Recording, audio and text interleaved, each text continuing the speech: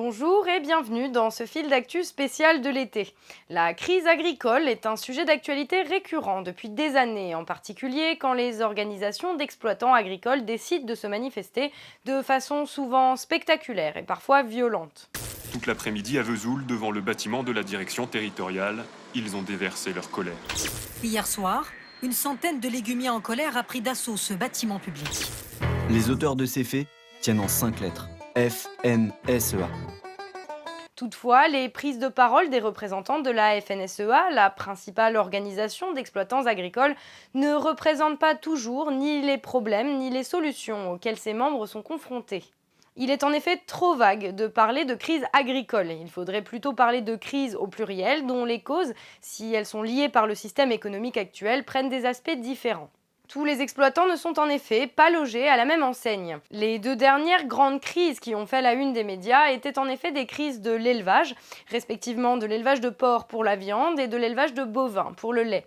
Ces deux crises sont très proches et ont une origine commune, la différence énorme entre le pouvoir des géants de l'agroalimentaire et les exploitants provoque une chute du prix de vente du lait ou de la viande. Tous les jours, on se m'endette.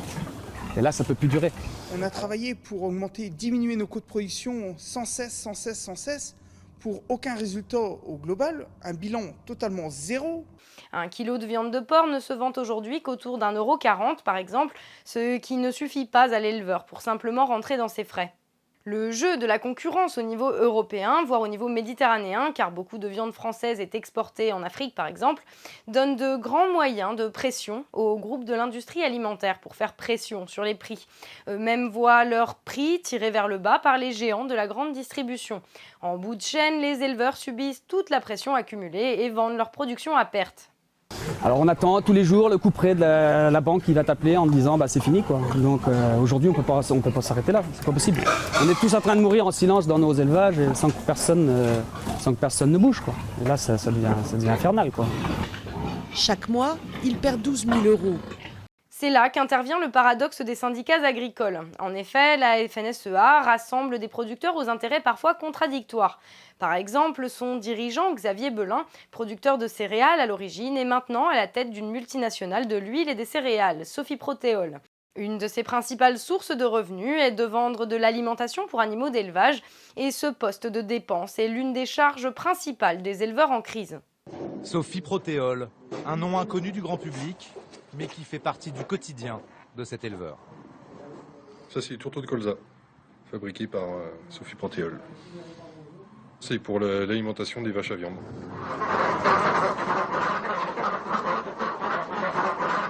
Ça, c'est pareil, c'est de l'aliment pour nos volailles. Sophie Protéol, il est bien présent sur toute la filière animale française. Les revendications des éleveurs sont en réalité très simples. Ils demandent l'instauration d'un revenu minimum garanti par la mise en place d'un prix plancher pour la vente de leurs produits sur le marché. De tels prix réglementés existent pour d'autres domaines, mais tendent à disparaître car peu compatibles avec la réglementation européenne sur la concurrence libre. Cette réglementation est un des gros soucis des producteurs de lait et dans une moindre mesure de céréales. En effet, l'Union européenne a mis fin à un système de régulation de la production de lait par quota qui servait à protéger les plus petits exploitants. Ils nous ont vendu la fin des quotas comme un Eldorado en disant le marché va réguler. Aujourd'hui, les éleveurs français sont en concurrence directe avec les fermes-usines géantes en Allemagne, en Pologne ou en Roumanie. Dans ces deux derniers pays, des multinationales, dont Sophie Protéol, rachètent pour une bouchée de pain des terres gigantesques pour y créer des exploitations géantes, le tout bien entendu en profitant des salaires misérables de ces pays encore pauvres. Si Xavier Belin ne peut pas défendre les exploitants agricoles tout en profitant lui-même des sources de leurs problèmes, nombre de voix s'élèvent pour proposer un passage massif à un autre modèle agricole.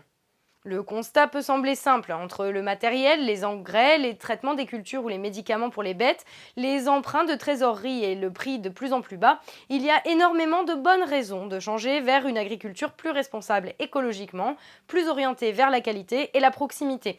D'ailleurs, nombre de paysans ne s'y trompent pas et admettent ne pas vouloir manger leur propre production en l'état actuel. Toutefois, cette transition peut prendre du temps et rencontrer de vives oppositions parmi les exploitants agricoles eux-mêmes. En effet, dans bien des cas, le modèle d'agriculture intensive mis en place dans les années 50 et 60 a sorti des familles et des régions entières de la misère. Le développement de nombreuses villes secondaires dans ces régions a été lié directement au boom de l'agriculture industrielle. Le basculement au profit de la mécanisation va faire passer le monde rural d'un mode de vie fondé sur la lenteur à celui de la vitesse.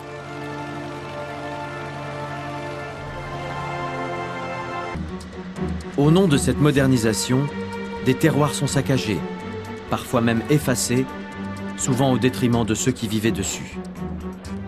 Là, c'est la paysannerie de montagne qui va trinquer. Et comment ?